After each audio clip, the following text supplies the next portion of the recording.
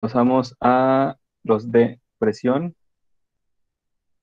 Em, Tenemos aquí dos ejemplos, el SPAE y el SPAU. ¿Qué nombres, verdad? Bueno, son de la marca Festo, son alemanes.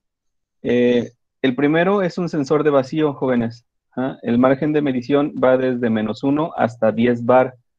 ¿Ah? Bueno, aquí se va a agregar otra tarea para investigar las unidades de presión, las diferentes unidades de presión que se utilizan. Aquí ya estamos viendo bar, hay PSI, y bueno, ahí ustedes las investigan. Entonces, hay que investigar todas las unidades de presión que se utilizan para estar identificando, estar dándole una cantidad a la presión con la que se está trabajando. Se agrega esa tarea a las que ya tenían, por lo tanto van tres más. Entonces, trabaja con una tensión de 18 a los 30 volts de corriente directa. Si se fijan, este tipo de sensor es nada más por ahí del rango de los PLCs de 24 volts. Está como que muy encapsulado. Son para tareas muy específicas. Es un sensor de vacío. Lo que va a estar detectando, jóvenes, por ejemplo, es en las aplicaciones que utilizan una ventosa para sostener o mover o transportar algún objeto a través de la generación del vacío. Más adelante, cuando estemos viendo los actuadores de tipo especial, vamos a ver cómo es que trabajan esos actuadores para generar el vacío.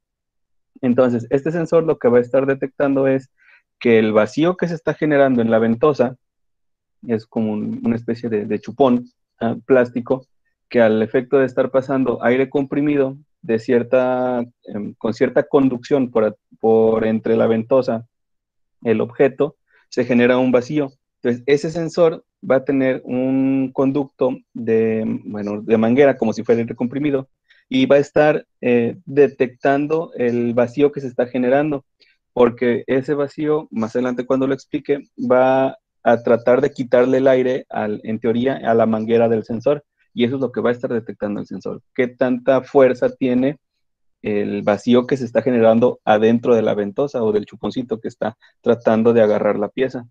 Entonces, ese sensor es lo que va a estar detectando. Y, por ejemplo, tiene que ser correcta ese vacío para que la pieza, cuando se esté trasladando de un lugar a otro, pues no se caiga. Entonces, ese sería uno de los usos para el sensor de presión para sensar el vacío. En cuanto al SPAU, es nada más un presóstato o un vacuostato. El, la diferencia, bueno, el funcionamiento prácticamente es el mismo. La diferencia es que trae doble salida, tanto PNP como NPN. Quiere decir que puede alimentar o puede mandar la detección a varios sistemas de monitoreo.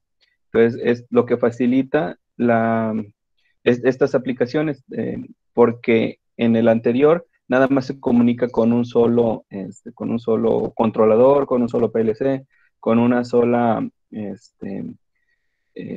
computadora para estar monitoreando su funcionamiento. Entonces, lo que facilita es la interconexión entre varios sistemas de monitoreo.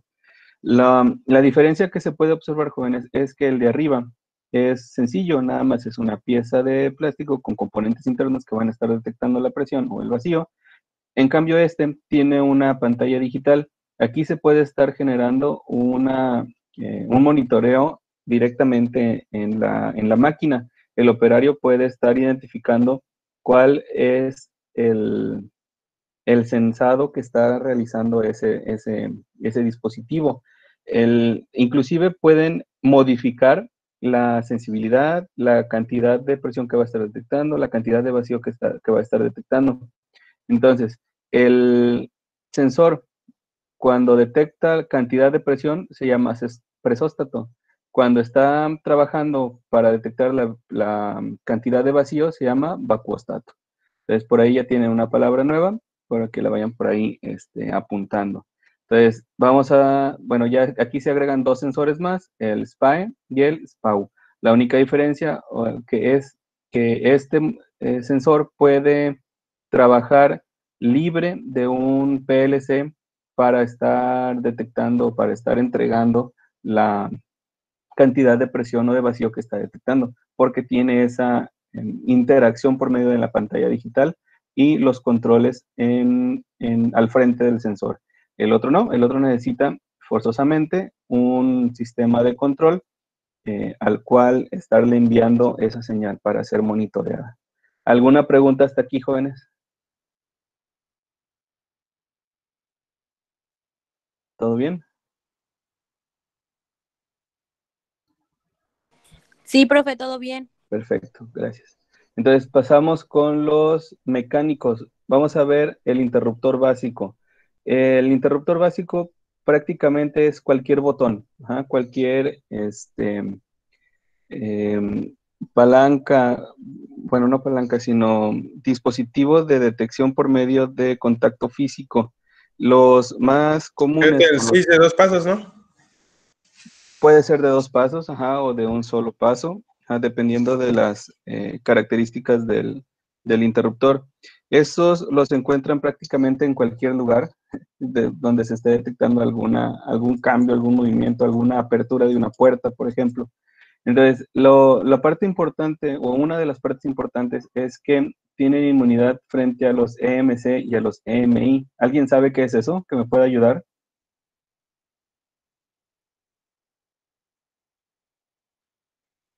¿No? Se refiere a las cargas o interferencias electromagnéticas, jóvenes. Como su comportamiento es plenamente mecánica, ¿ja? No tiene componentes electrónicos en su interior, si existe alguna descarga electromagnética o algún campo electromagnético cerca de ese sensor, no lo va a afectar.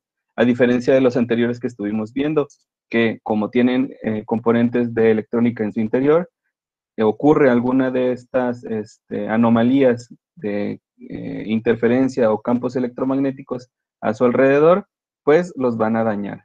Entonces, la apertura positiva está garantizada de contactos normalmente cerrados. Entonces, quiere decir que el contacto normalmente cerrado siempre va a estar cerrado hasta que se interactúe con el sensor. Y el contacto normalmente abierto siempre va a estar abierto hasta que se interactúe con el sensor. ¿Ok? Bien. Dice, opción de señal de salida en estado sólido o TTL interface, PNP o NPN. Quiere decir que estos interruptores pueden trabajar con salidas con señales tanto de corriente alterna como de corriente directa. Y dice que como dice opción de señal de salida de estado sólido, STTL significa transistor, transistor logical o lógica transistor, transistor. Se refiere a que puede interactuar con la corriente directa y estar generando pulsos o mandar el pulso cuadrado. Porque la interacción, por así decirlo, es casi o casi instantánea.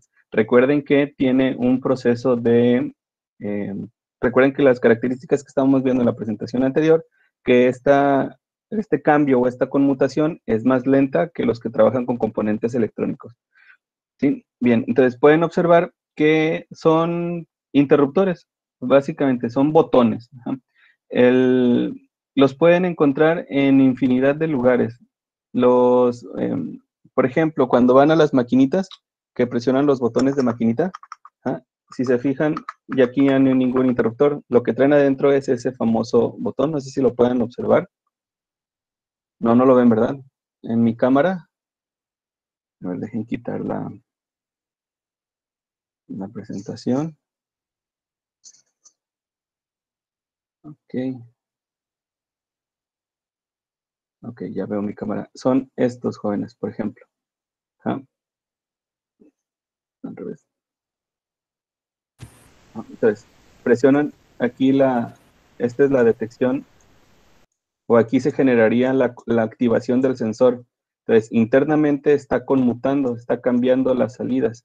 Entonces, tiene un contacto común, un contacto normalmente abierto y un contacto normalmente cerrado, que en este caso fue cortado o fue inhabilitado para que no se utilizara, debido a que el uso que se le está dando es en un interruptor, para que se comporte como o de tipo normalmente abierto nada más y no pueda tener otro funcionamiento, que no pueda ser utilizado como normalmente cerrado.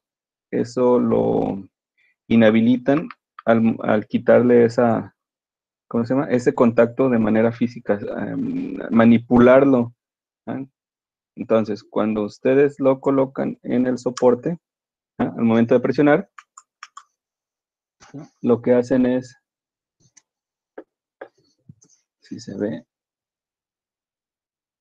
aquí en esta parte, lo que provocan es presionar ese pequeño interruptor. Entonces, en lugar de estar presionando un botón grandote, lo que hacen es hacer conmutar este pequeño switch o este interruptor, que es ¿cómo se llama? Un sensor mecánico de final de carrera, el más sencillo. A ver, dejen quitar ahora sí. No sé si lo pudieron observar, jóvenes. Sí, profe. Sí, profe. Ok, de todas maneras, los sensores, bueno, les comentaba a su compañero con el que tengo contacto en el chat o a través de WhatsApp, es que voy a generar un video, voy a grabar un video con el kit de sensores que están a disposición en el taller. Es una lástima que no estemos presentes para que los vean funcionando por su propia cuenta. Pero voy a tratar de, ¿cómo se llama? De poder enfocarlos bien. Entonces, volvemos a los interruptores básicos. Esos son, o estos son los que más van a estar trabajando ustedes en la industria, porque si se fijan, tienen bastantes formas, bastantes o diferentes usos. La aplicabilidad es bastante grande. Entonces, el primer tipo, bueno, los mecánicos aquí van a agregar otro más. Entonces, ya agregamos 2 de presión más. El interruptor básico, pueden aquí seleccionar el que ustedes gusten, que sea como de este tipo o como el que les mostré ahorita en cámara. Entonces ya sería otro más. Luego, el mecánico o el final de carrera. Este va a ser el que tenga un aditamento que le provoca o le permite hacer el cambio o el switchado. Por ejemplo, el interruptor básico sería, por ejemplo, como este que está aquí abajo. O solito ¿cómo se llama? El interruptor. Que no tiene nada, que está nada más el puro bastoncito haciendo la detección.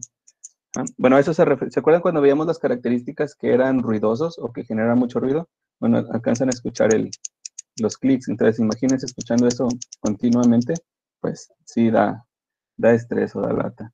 Bien, los mecánicos de final de carrera son en su interior van a tener este tipo de sensores como el interruptor básico, pero tienen una carcasa o un aditamento extra que les permiten detectar los cambios en el ambiente donde están colocados. Por ejemplo, tienen brazos con la extensión de un rodamiento que le permita detectar las piezas o los cuerpos de la máquina que estén generando movimiento y que necesitan ser detectados. Entonces, lo que hacen es interactuar, por ejemplo, aquí tiene un muelle o un resorte, tiene ¿cómo se llama? Un aditamento o una banda, un plástico que le agrega resistencia para que en realidad, hasta que la pieza esté completamente en posición, pueda bajar el brazo, bajar el bastoncito que tiene aquí adentro y si se fijan, aquí adentro está el switch o el interruptor, que sería como el que yo les mostré ahorita en cámara. Entonces, adentro de toda esta carcasa se encuentra uno de esos interruptores que les mostré ahorita. Entonces, los cables saldrían por aquí, por esta parte que dice Conduit Opening, que ahí se conectarían, por ejemplo, los tubos que les llaman conduit, pero aquí serían un poquito más, de un calibre más pequeño o reducido, no tanto como los que utilizan para las instalaciones eléctricas a las que están acostumbrados a observar o a ver. Entonces, el final de carrera o el mecánico de final de carrera ocupa una carcasa o un dispositivo o un aditamento extra para poder detectar el movimiento en el ambiente donde va a estar montado. Entonces, tenemos ya el interruptor básico, que es el que van a tener en su interior o el interruptor que se va a acoplar a diferentes utilidades. Y el primero es el de final de carrera, que en realidad es donde más van a estar utilizando, van a estar empleando los sensores. Estos interruptores básicos son ocupados como para botones, ajá, para, como lo vimos ahorita en la explicación, para botones, generar activaciones desde el panel de control donde va a estar el operario encargado de estar dando inicio, por ejemplo, a la máquina, o estar interactuando con las secuencias. Entonces, ahí es donde se utilizan esos interruptores básicos. Y los finales de carrera los vamos a observar aquí. Tenemos o van a poder encontrar de tres tipos: de palanca, de balancín y ¿cuál fue el otro? De vástago. ¿Ah? La palanca es nada más un dispositivo metálico que va a estar detectando el,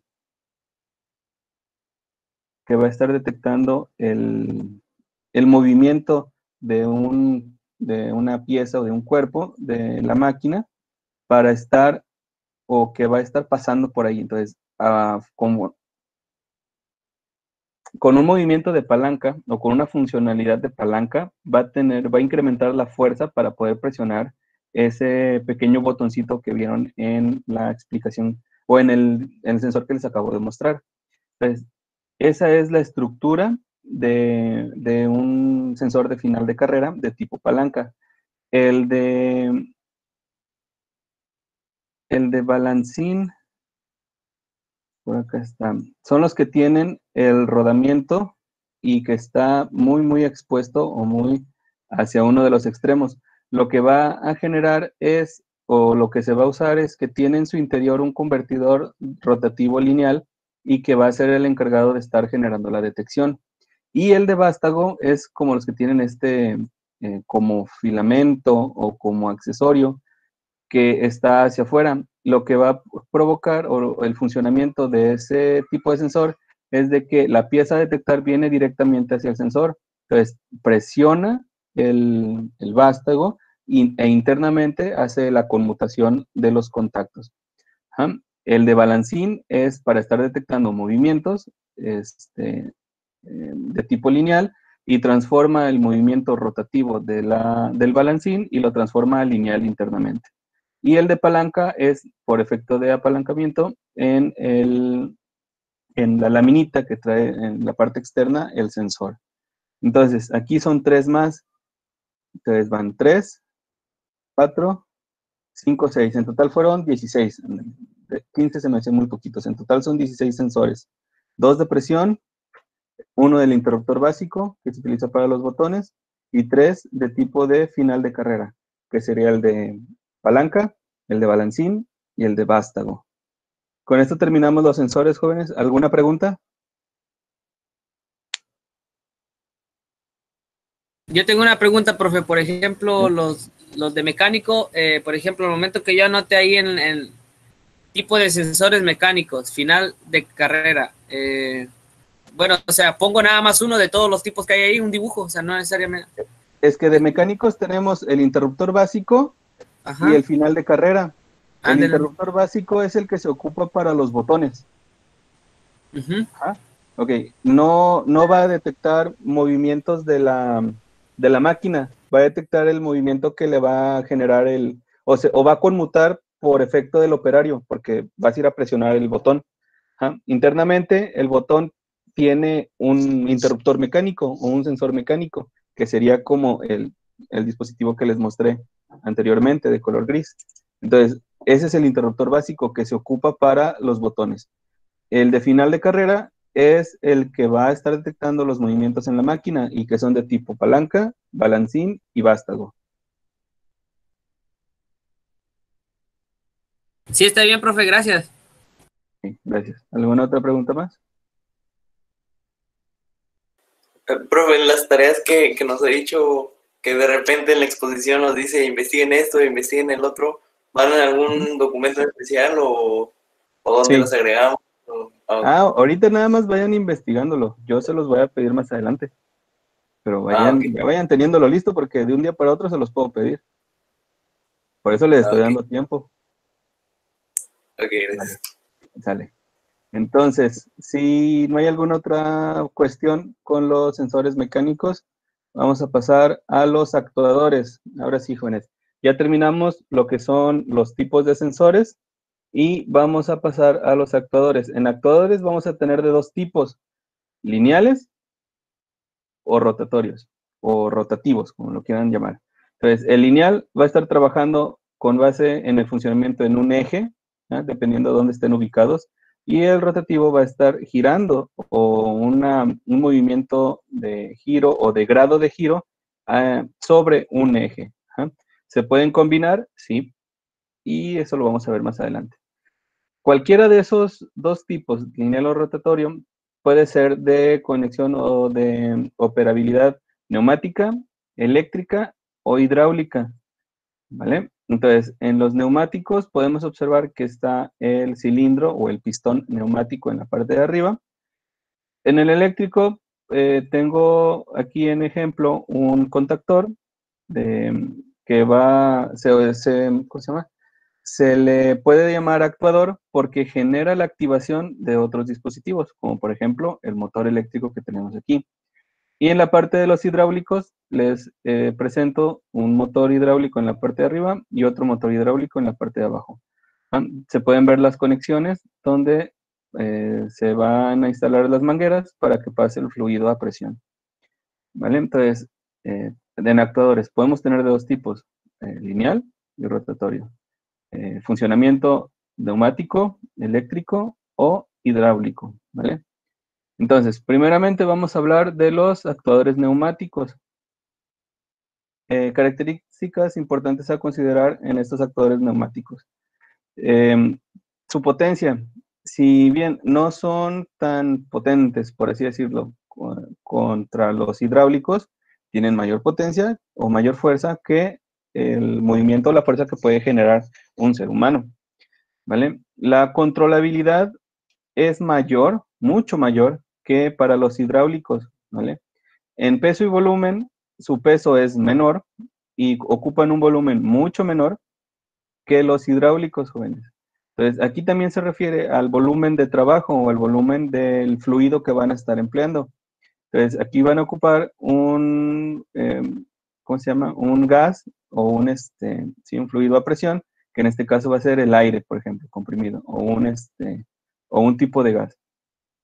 Precisión, como tienen mayor controlabilidad y ocupan volúmenes específicos del fluido a presión, la precisión aumenta. Quiere decir que pueden utilizarse en tareas muy específicas, como por ejemplo acomodar componentes electrónicos o acomodar piezas en lugares muy específicos para armar un producto más complejo. Luego viene la velocidad, porque trabajan a velocidades muy rápidas, mucho mayores a las que se pueden alcanzar con un actuador hidráulico. De hecho, la diferencia es muy, muy grande. Mantenimiento, ocupan un menor mantenimiento que los de tipo hidráulico, debido a que trabajan con ¿cómo llamarlo? Con unas medidas o unidades de presión mucho menores que la hidráulica, entonces el mantenimiento es menor porque sus componentes se deterioran menos porque trabajan a menores presiones. El costo, de hecho, algunos de los componentes o algunos de esos actuadores son más caros que los hidráulicos, dependiendo de dónde se vayan a utilizar y también dependiendo de la dimensión o el tamaño de cada uno de los actuadores. Entonces, si comparan alguno de los actuadores, tanto neumáticos como hidráulicos, la diferencia también en costo va a ser que si desempeñan un movimiento sencillo de extensión y retroceso, pues el costo de un neumático va a ser mucho más económico que el de un hidráulico, debido a también el resto de componentes que se van a utilizar para poder generar el movimiento de ese actuador. Bien, ahora sí, vamos a comenzar con la primera parte de la parte de los actuadores. Antes de que inicien el primer actuador, o antes de que vayan a pasar o anotar las características del primer actuador que vamos a ver, van a realizar este diagrama en una hoja de máquina, en una hoja en blanco. Y con esto van a iniciar lo que son los actuadores, porque vamos a iniciar con lo neumático. Entonces, el esquema de línea neumática, no sé si ustedes ya hayan trabajado o hayan interactuado con herramienta o con dispositivos que utilicen aire comprimido. Lo primero que se utiliza, lo primero que se necesita es un compresor neumático. Aquí se aprecia un intercambiador de movimiento que es de rotativo a lineal. ¿Qué hay aquí adentro? Pues hay un pistón que va a estar tomando el aire del ambiente en un movimiento ¿cómo se llama? De retroceso, o va a estar bajando para poder alimentar esta cámara del pistón con el aire del ambiente, y cuando vuelva a subir o continúe el giro, va a subir el pistón. Entonces, ese aire comprimido no va a poder salir o no va a poder regresarse al ambiente, sino que va a ser redirigido hacia el conducto que lleva hacia el depósito. Ahorita vamos para allá. Entonces, este movimiento que va a estar intercambiando el movimiento rotativo al lineal va a hacer que tome esta parte de aquí, tome el aire del ambiente y lo redirija hacia el depósito. Entonces, como va a estar haciéndolo constantemente, este depósito se va a ir llenando cada vez más con el aire que va a estar tomando del ambiente, lo que va a generar que se comprima y tenga esa fuerza para querer salir por el otro extremo. Bien, antes de pasar hacia allá. El movimiento de rotación que se encuentra o que se le aplica a esta parte del compresor, pues no nos importa, nada más nos importa ahorita el funcionamiento o contener y utilizar el aire comprimido. De este lado puede estar un motor eléctrico, puede estar, no sé, un movimiento rotativo a pedales, por ejemplo. Pueden estar ustedes en una bicicleta generando el movimiento rotativo y estar moviendo el compresor. O puede estar conectado a un molino de viento y el movimiento que se genera rotativo en ese molino puede estar moviendo este compresor neumático. O un motor a gasolina y se mueve este compresor. El movimiento rotativo o la generación del movimiento rotativo que se ocupa aquí, ahorita no nos interesa en este momento. Solo nos ocupa que este compresor funcione y esté tomando el aire del ambiente y lo esté redirigiendo hacia el depósito. Aquí en este depósito, jóvenes, ustedes van a encontrar ciertos elementos. Van a encontrar un termómetro, un manómetro, una válvula limitadora de presión y un purgador. El termómetro, jóvenes, ¿por qué creen que es importante tener un termómetro que esté monitoreando la temperatura tanto interna como externa del depósito? ¿Alguien tiene alguna idea que me pueda decir?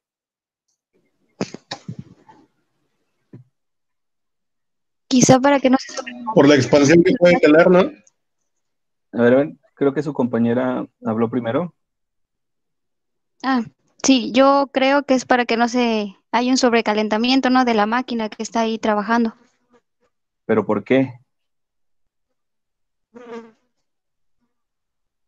Para evitar que se dañe y que detenga, bueno, que se tenga que detener todo. Ok, gracias. Ajá, sí hay que estar pendiente de la temperatura. ¿Qué decía su compañero? No vi quién habló. Bueno, yo creo que ha de haber un termómetro por cuestión de que, pues, si el depósito es de metal o por la presión que hay, puede que se expanda. Entonces, yo creo que es para saber, pues, aparte de la presión, saber qué nivel se está expandiendo, ¿no? Correcto. A mayor temperatura se genera, ¿cómo se llama? Se está expandiendo el aire en su interior. Entonces, hay que estar identificando, correcto, muy buena tu respuesta. Hay que estar al pendiente de la temperatura tanto externa, que está interactuando con el tanque, como interna. Y ustedes van a decir, ¿cómo va a estar la temperatura elevada adentro del tanque si está comprimido? El aire comprimido está frío. Pues no necesariamente. El aire, si ustedes han disparado, por ejemplo, una botella de aire comprimido para computadora al revés, sale un aire muy frío, se genera una condensación muy elevada. Bueno, eso es porque están trabajando con un tipo de gas en específico. Cuando se está trabajando con con una línea neumática básica, es, ¿cómo se llama? Aire del ambiente. Entonces, como está pasando por un compresor neumático que tiene componentes metálicos interviniendo y generando fricción, va a estar entrando ese aire caliente al depósito. Entonces su temperatura se puede ir incrementando. Y si en el ambiente donde se está conteniendo ese depósito también está caliente, va a provocar que entre mayor, la presión que ya esté adentro todavía se incremente más por efecto de temperatura. Entonces, es importante tener ese termómetro para no tener un aire comprimido muy caliente y que este se quiera expandir de más. Entonces, si no se está al pendiente de la temperatura y el compresor todavía no detecta que la presión interior está a la presión que se requiere, la temperatura va a provocar que se sobrepase ese nivel de resistencia o ¿cómo se llama? Del depósito, y pues se tenga una fisura y se dañe. Pueda generar ahí una pequeña explosión y mande los pedazos a todos lados. Entonces, hay que estar al pendiente de la temperatura. Si han estado trabajando con este tipo de líneas neumáticas, se ha podido percatar que no todas o no siempre se utiliza un termómetro, porque las presiones con las que se están trabajando no son tan elevadas. Cuando estén en la industria y vean que se están trabajando a mucha presión, a mucha unidad de presión, van a encontrar o van a necesitar ese termómetro, porque pequeñas variaciones de temperatura van a provocar que la presión se incremente drásticamente o se reduzca drásticamente. Entonces tienen que estar al pendiente de esos cambios, porque se están trabajando con equipos que trabajan a temperaturas, a presiones muy específicas desde la línea de neumática. Entonces hay que estar alimentando con una presión estable y constante a cada uno de los componentes para que estos trabajen de manera correcta. El siguiente es un manómetro. Bueno, el manómetro todo el mundo lo conoce, es para conocer o para saber la cantidad de presión que hay en la parte interna del depósito.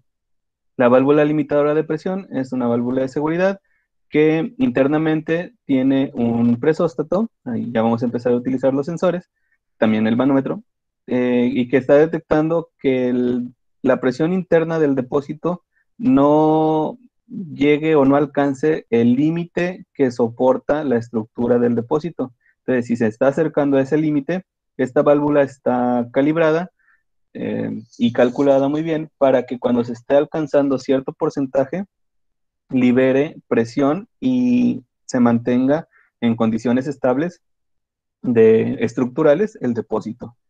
El purgador, ¿por qué dice aquí purgador si ya tiene una válvula limitadora de presión? ¿Para qué se ocupa el purgador? ¿Alguien que me pueda ayudar? El vapor de agua, el agua. Ok, sí, por ahí todos dijeron. El aire comprimido tiene vapor de agua y se acumula en el acumulador, o sea, es de cualquier compresor que tiene que purgar el agua. Correcto, muy bien. Muy bien, buena respuesta.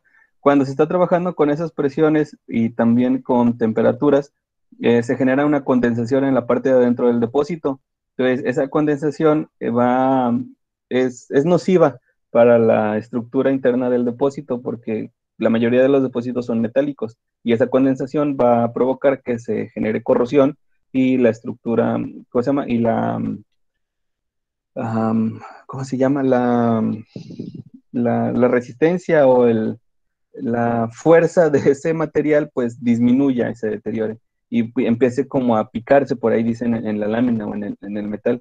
Entonces pues va a fallar, es probable que falle si se mantiene o se permite que se acumule esa condensación en el interior. Entonces para eso se ocupa el purgador. Muy bien, jóvenes. Después siguen los elementos de protección. La unidad de mantenimiento, jóvenes, es un elemento de protección y lo que hace es controlar, bueno, con esta unidad de mantenimiento ustedes controlan la presión que van a enviar al resto de la línea donde se va a utilizar, donde se va a trabajar, o la línea de trabajo. Aquí es donde ustedes van a estar seleccionando cuánta presión quieren enviar de la total que se tiene, porque por ejemplo aquí van a tener una presión mayor a la que van a estar trabajando con las herramientas o con los actuadores. Entonces, esta unidad de mantenimiento, que es un elemento de protección, aparte cuenta con como mínimo, con dos unidades de protección. La primera sería un recolector o un colector de precipitados. Esto quiere decir que va a quitar Filtrar. o a filtrar, ok, gracias, muy bien, gracias por la palabra. Va a filtrar las pequeñas impurezas, sobre todo metálicas o de polvo, que hayan entrado por parte del compresor, que no se hayan podido eliminar por completo, y para evitar que esa limadura de hierro, que esa viruta, que esos residuos que se generan, por ejemplo, de óxido también por el efecto de oxidación, pasen por la línea, por los elementos de control, por el elemento de transporte y lleguen hasta el cilindro, hasta el pistón, hasta el motor neumático y dañe los componentes. Entonces, ahí se filtran, ahí se retienen todos esos componentes, ¿cómo se llama? Físicos, toda esa parte que va a dañar físicamente o que podría dañar físicamente el resto de los elementos. El otro es un colector de precipitados, este sí es el nombre ya específico, colector de precipitados, que si algo de la condensación quiere pasar o quiere circular hacia la línea de utilización, ahí se va a detener, ahí por efecto de gravedad, esa condensación o esa agua, ese líquido, va a terminar ahí almacenada. Entonces, lo que se pretende es que se tenga en el resto de la línea aire comprimido, puro aire, que no vaya con condensación ni con residuos físicos para tener en las óptimas condiciones operando todos los elementos. Entonces, Profe, y por ejemplo, ahí como dice que para que no pase agua, no se filtre tantita agua, ahí cuando se queda el agua, después, ¿eso se cambia o cómo? O sea, ahí se queda, se va hasta que se... Buena pregunta. Estos, hagan de cuenta que son como que serán como recipientes así de cristal. Ustedes nada más los desatornillan, lo vacían, lo limpian y lo vuelven a acomodar. Se vuelven a reutilizar. De hecho, son lo suficientemente grandes como para durar mucho tiempo ahí sin que necesiten ser limpiados o ser cambiados constantemente. Porque la mayoría de la implementación, el tanque, o bueno, la línea de salida está en la parte superior, lo que provoca que tanto la condensación como los precipitados estén en la parte de abajo, y la condensación se va a crear en las paredes, por así decirlo, de un 75% del tanque hacia abajo. Entonces, en la parte de arriba es donde se encuentra el aire comprimido limpio, por así decirlo. Entonces, si llegara a querer pasar alguno de esos elementos que acabamos de comentar, ahí es donde se atrapan, ahí es donde se filtran, ahí es donde se recupera el precipitado y se puede eliminar. De hecho, lo que se cambia con mayor constancia es el precipitado, es el líquido, el agua. Tanto las virutas como el polvo o la oxidación, eso sí se va acumulando de manera muy lenta. Casi lo que más se trata de colar a la línea es el líquido. Entonces nada más se desatornilla, se vacía el contenido, el residuo y se vuelve a colocar. Y es importante que siempre esté ese elemento de protección en correcto funcionamiento. ¿Alguna otra pregunta?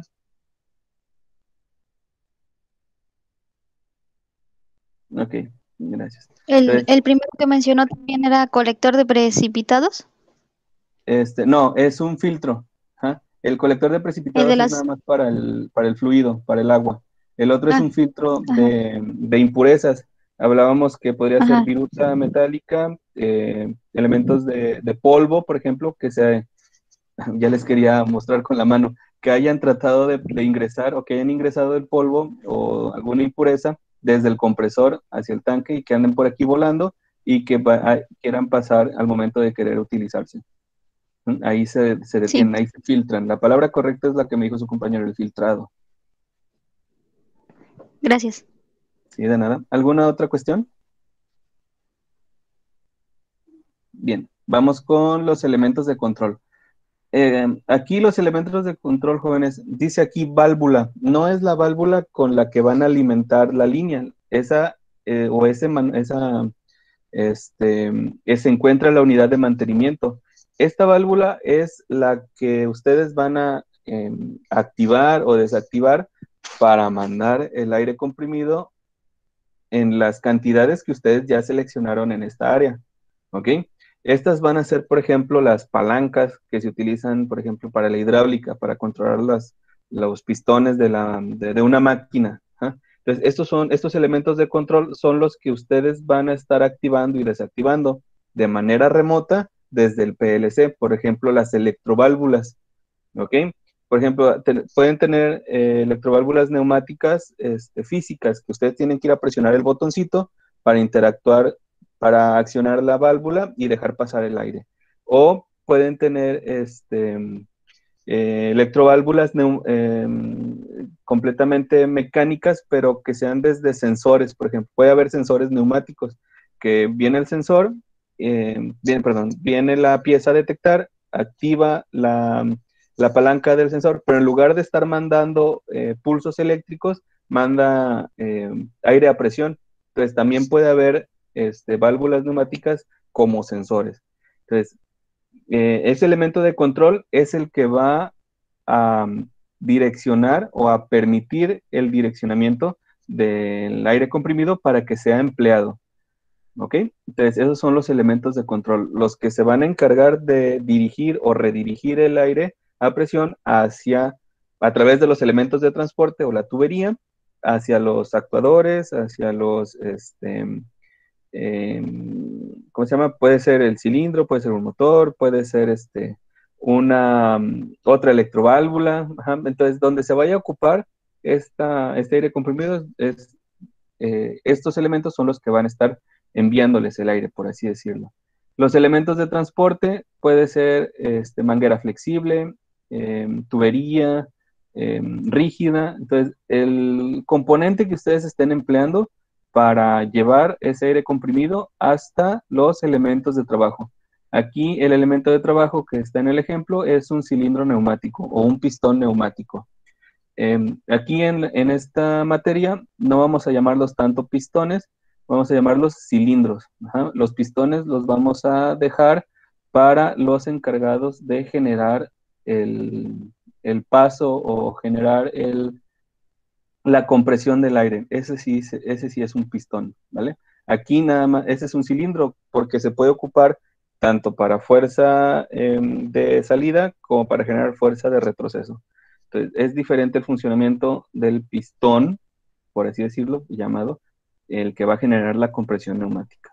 ¿También se le llama pistón? Sí, sí, es correcto, pero en esta materia lo vamos a llamar de ahora en adelante cilindro. ¿Alguna pregunta con este esquema de línea neumática básica? Si no, para pasar al primer actuador.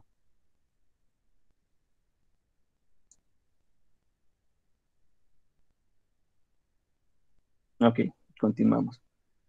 ¿Qué hora es? Ya casi terminamos. Bueno, vamos a dejarlo hasta aquí. El esquema, ¿Vale? profe, lo vamos a agregar a los dibujos.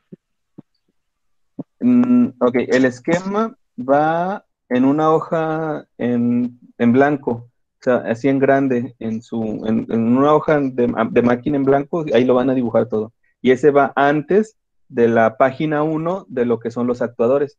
O sea, va a ir la portada, después este esquema y después la primera hoja de actuadores.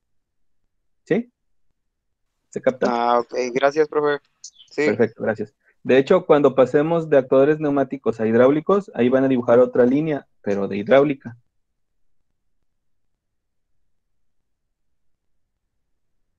Bien, el primer actuador que vamos a ver, jóvenes, es el cilindro de simple efecto. Este tipo de actuador, jóvenes, recibe el aire a presión solo en uno de los extremos y provoca el movimiento hacia ¿cómo se llama? Provoca un solo tipo de movimiento con fuerza, porque el otro movimiento es de reposición. Entonces, dice que la descarga de aire tiene lugar por el lado opuesto del área de trabajo o ¿cómo se llama? O del movimiento de trabajo. Dice que solo puede ejecutar el trabajo en el sentido de avance o en el retroceso, según la versión.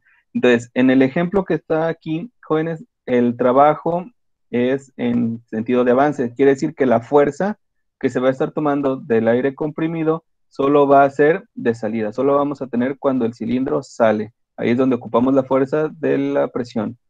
Cuando se quita la presión en esta entrada, lo que provoca que se regrese a su estado inicial o a sus condiciones iniciales es el muelle de reposición o el resorte que va a estar ahí en su interior. Es importante que sepan la estructura o las partes de estos cilindros.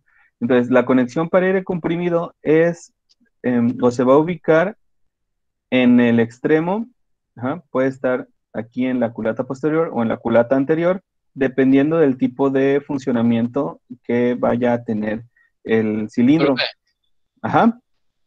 por ejemplo, ahí, lo que define la velocidad del vástago, la velocidad que va a salir. O sea, si tiene que ser lento o si tiene que ser una velocidad más rápida. ¿La define igual el resorte?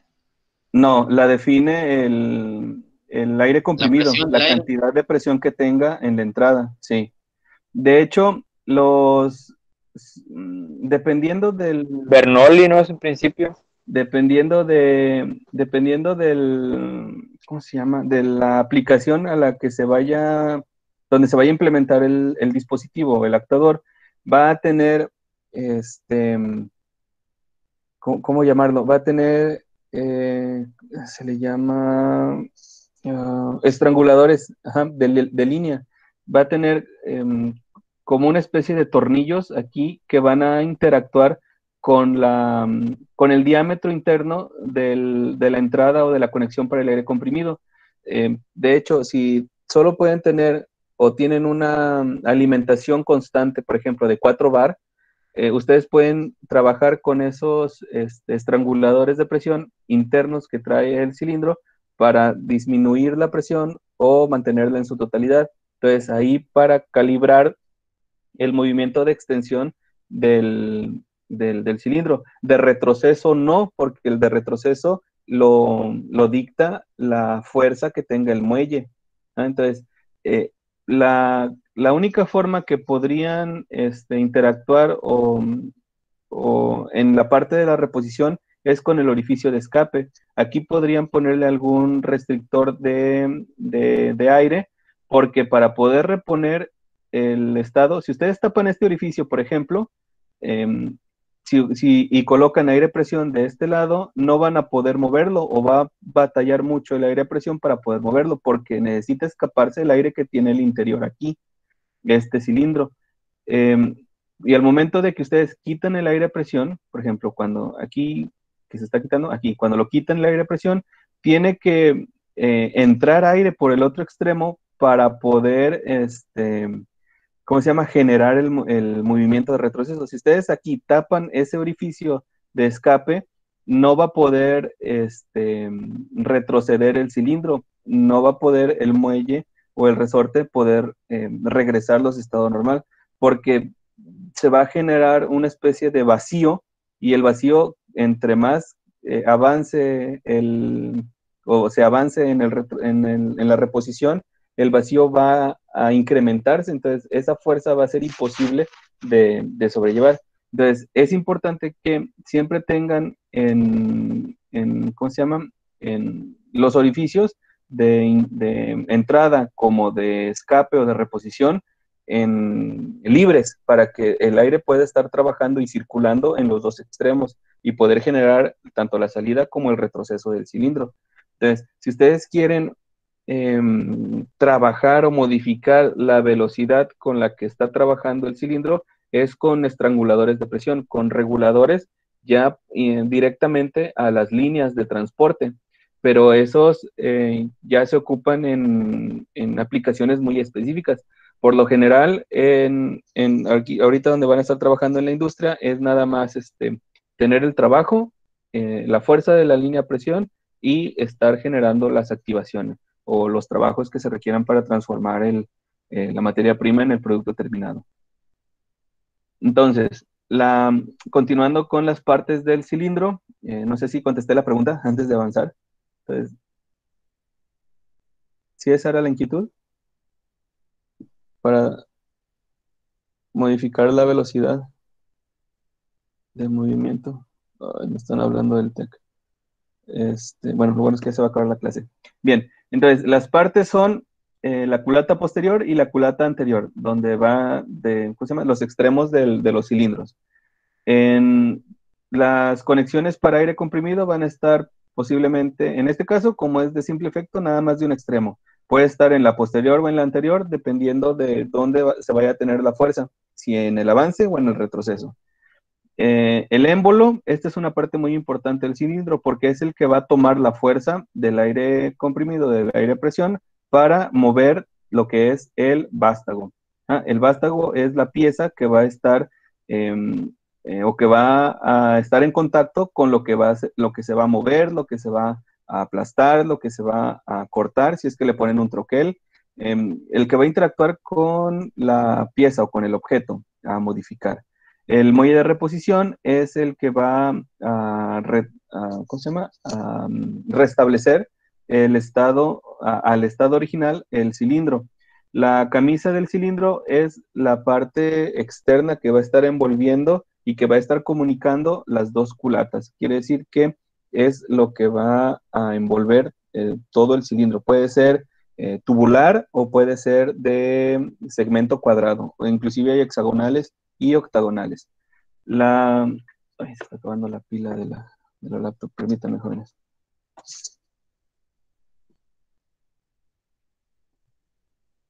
Ya. Bien. Y el orificio de escape es el que permite el movimiento también. Este debe mantenerse sin obstrucciones.